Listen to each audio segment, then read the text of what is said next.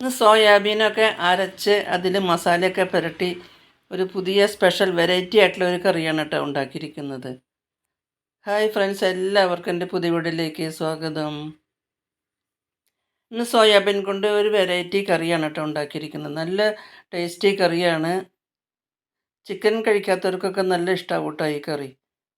സാധാരണ സോയാബീൻ ഉണ്ടാക്കുന്നതിൽ വ്യത്യസ്തമായ രീതിയിലാണ് ഉണ്ടാക്കിയിരിക്കുന്നത്. സോയാബീൻ അരച്ച് നല്ലപോലെ ചതച്ചെടുത്ത് അതിൽ മസാലയൊക്കെ ചേർത്തിട്ടാണ് കേട്ടോ ഉണ്ടാക്കിയിരിക്കുന്നത്. ഒരു പ്രത്യേക രീതിയിൽ തന്നെയാണ് ഈ കറി ഉണ്ടാക്കിയിരിക്കുന്നത്. എല്ലാവർക്കും ഈ കറി ഇഷ്ടമാവും. ചപ്പാത്തിയുടെ കൂടെ, ചോറിൻ്റെ കൂടെ, ദോശയുടെ കൂടെയൊക്കെ കഴിക്കാൻ പറ്റിയ ഒരു കറിയാണ് കേട്ടോ. സാധാരണ നമ്മൾ സോയാബീൻ അരച്ചുണ്ടാക്കാറില്ലല്ലോ, ഇത് അരച്ചിട്ടാണ് ഉണ്ടാക്കിയിരിക്കുന്നത്. അപ്പോൾ അതെങ്ങനെയാണ് ഈ കറി ഉണ്ടാക്കിയെന്ന് നോക്കാം. അതിന് വേണ്ടിയിട്ട് ഞാൻ സോയാബീൻ ഒരു 100 ഗ്രാം സോയാബീൻ ഒരു 2 മണിക്കൂർ ചൂടുവെള്ളത്തിൽ ഉപ്പിട്ട് വെച്ചതിന് ശേഷം നല്ലപോലെ വെള്ളം പിഴിഞ്ഞ് കൊണ്ടുവന്നതാണ് കേട്ടോ. അത് നമുക്കൊരു മിക്സിയുടെ ജാറിലേക്ക് ഇട്ട് കൊടുക്കാം. എല്ലാം ഞാനൊരു മിക്സിയുടെ ജാറിലേക്ക് ഇട്ട് കൊടുക്കുകയാണ്. മിക്സിയുടെ ജാറിലേക്ക് ഇട്ട് നമ്മൾ നല്ലപോലെ ഒന്ന് ചതച്ച് കൊണ്ടുവന്നു കേട്ടോ. 2 ബാച്ചായിട്ടാണ് ഞാനിത് ഇതുപോലെ ചതച്ച് കൊണ്ടുവന്നത്. നല്ലപോലെ ചതഞ്ഞ് കിട്ടിയിട്ട് എല്ലാം നമുക്ക് നല്ലപോലെ ഒന്ന് മിക്സ് ചെയ്യാം. അതിനുശേഷം അതിലേക്ക് കുറച്ച് മസാലകളൊക്കെ ചേർത്ത് കൊടുക്കേണ്ടതുണ്ട്. അതിനുവേണ്ടി അതിലേക്ക് ഒരു 1/2 ടീസ്പൂണ് മഞ്ഞൾപ്പൊടി ചേർത്ത് കൊടുത്തു. അതിനുശേഷം അതിലേക്ക് 1 സ്പൂണ് മുളക് പൊടി, സാധാരണ മുളക് പൊടിയാണ് കേട്ടോ, എരിവുള്ള മുളക് പൊടി. ആവശ്യത്തിനുള്ള ഉപ്പ്, കല്ലുപ്പാണ് ഇട്ട് കൊടുത്തത്. ഒരു 1/2 ടീസ്പൂണ് ഗരം മസാലപ്പൊടിയും കൂടിയും ചേർത്ത് കൊടുത്തു.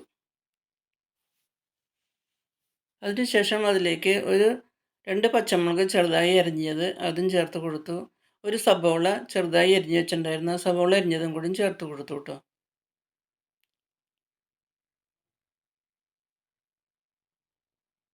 അതിനുശേഷം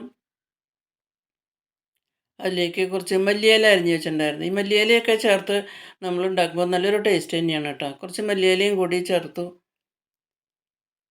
അതിനുശേഷം അതിലേക്ക് ഒരു ചെറിയ കപ്പ് കടലമാവാണ് കേട്ടോ. കടലമാവ് നല്ലപോലെ അരിച്ചെടുത്ത് അതും കൂടി ചേർത്ത് കൊടുക്കുന്നുണ്ട്.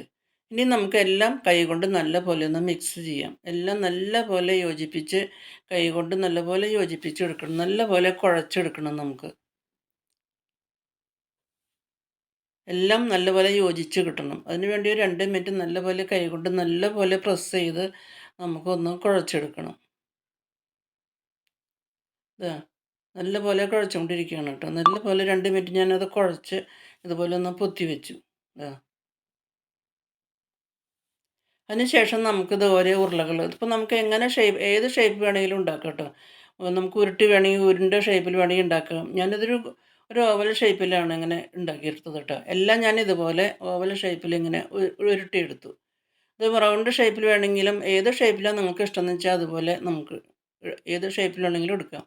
അതിനുശേഷം ഞാൻ അതൊരു ഇഡ്ഡലി പാത്രത്തിൽ ഒരു ഇല വെച്ച് നല്ലപോലെ വെള്ളം നല്ലപോലെ തിളച്ച് വന്നപ്പോൾ അതിലേക്ക് ഒരു ഇല വെച്ച് നമ്മൾ ഈ ഉരുട്ടി വെച്ചിരുന്നതെല്ലാം അതിലേക്ക് വെച്ച് നമുക്ക് ഇതൊന്ന് ആവിയിൽ വേവിച്ചെടുക്കാം കേട്ടോ. എല്ലാം ഞാൻ ഇതുപോലെ ഇഡ്ഡലി പാത്രത്തിൽ ആവിയിൽ വേവിക്കാൻ വെച്ചു.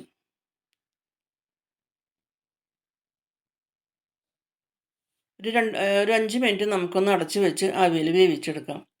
അത് വേകുമ്പോഴേക്കും നമുക്കൊരു മസാലക്കൂട്ട് തയ്യാറാക്കണം. അതിന് വേണ്ടി ഒരു ഫ്രൈ പാൻ അടുപ്പത്ത് വെച്ച് അത് ചൂടായപ്പോൾ അതിലേക്ക് ഒരു സ്പൂണ് വെളിച്ചെണ്ണ ഒഴിച്ചു കൊടുത്തു. ആ വെളിച്ചെണ്ണ ഒഴിച്ച് നല്ലപോലെ ചൂടായപ്പോൾ അതിലേക്ക് ഒരു 3-4 വെളുത്തുള്ളി തൊലി കളഞ്ഞ് കഴുകി അത് ഇട്ട് കൊടുത്തു. ഒന്ന് പതുക്കെ ഒന്ന് ഇളക്കിയതിന് ശേഷം അതിലേക്ക് ഒരു കഷ്ണം ഇഞ്ചി ചെറുതായി അരിഞ്ഞ് വെച്ചിട്ടുണ്ടായിരുന്നു, ആ ഇഞ്ചി അരിഞ്ഞതും കൂടി ചേർത്ത് കൊടുത്ത് വീണ്ടും നല്ലപോലെ ഒന്ന് ഇളക്കി യോജിപ്പിച്ചു കേട്ടോ. അതിനുശേഷം ഒരു സബോള ചെറുതായി അരിഞ്ഞ് വെച്ചിട്ടുണ്ടായിരുന്നു, ആ സബോളയും കൂടി നമുക്ക് ചേർത്ത് വീണ്ടും നല്ലപോലെ ഒന്ന് ഇളക്കി യോജിപ്പിക്കാം.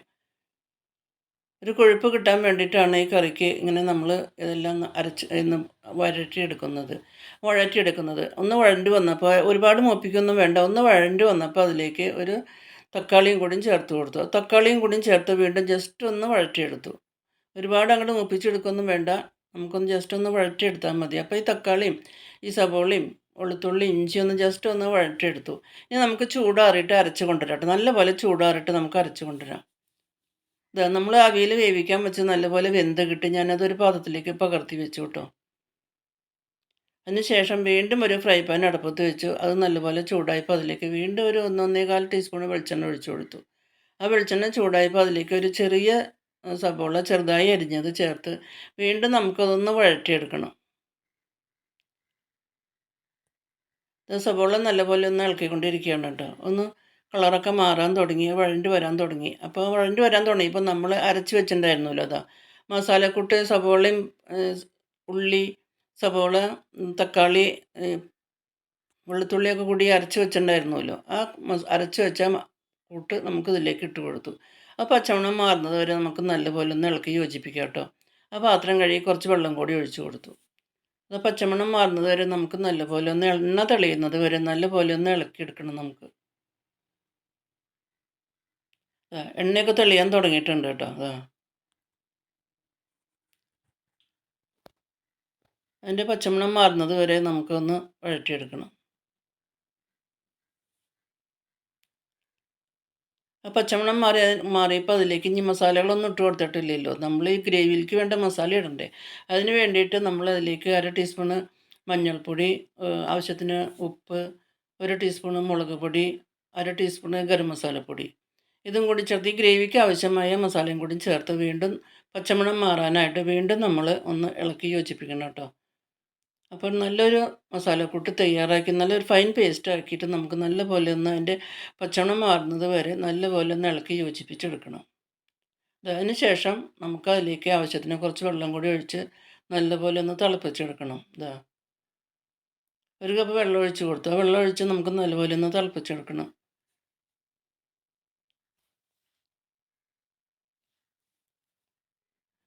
നല്ലപോലെ തിളച്ച് വന്നു കേട്ടോ. പച്ചമണമൊക്കെ മാറി നല്ലപോലെയൊക്കെ ഒന്ന് തിളച്ച് യോജിച്ച് വന്നു.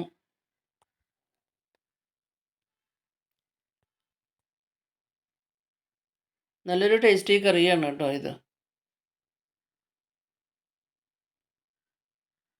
നല്ലപോലെ തിളച്ച് പാകമായി വന്നതിന് ശേഷം നമുക്ക് അതിലേക്ക് നമ്മൾ ഉരുട്ടി വെച്ചിരുന്ന ഓരോ ഉരുളകളും ഓരോന്നോരോന്നായി ഇട്ട് കൊടുക്കണം കേട്ടോ. നമ്മൾ ഉരുട്ടി വെച്ചിരുന്നല്ലോ, അത് ഓരോന്നോരോന്നായി നമുക്കതിലേക്ക് ഇട്ട് കൊടുക്കാം. നമുക്ക് ഏത് ഷേപ്പിൽ വേണമെങ്കിലും നമുക്ക് ഉണ്ടാക്കിയെടുക്കാം കേട്ടോ. അതെല്ലാം ഞാൻ ഇതുപോലെ ഇട്ട് കൊടുത്തു. അതിന് ശേഷം നല്ലപോലെ തിളച്ച് വന്നപ്പോൾ ഒരു 2 മിനിറ്റ് വന്നപ്പോൾ എല്ലാം നമുക്കൊന്ന് മറിച്ചിട്ട് കൊടുക്കാം. എല്ലാ ബോൾസും നമ്മളൊന്ന് ഉരുട്ടിയിട്ടു ഒന്ന് മറിച്ചിട്ട് കൊടുത്തു. എല്ലാം മറിച്ചിട്ട് തിരിച്ചും മറിച്ചും തിരിച്ചും മറിച്ചും ഒന്ന് അലിഞ്ഞു പോകാതെ നമുക്ക് നല്ലപോലെ ഒന്ന് വേവിച്ചെടുക്കണം.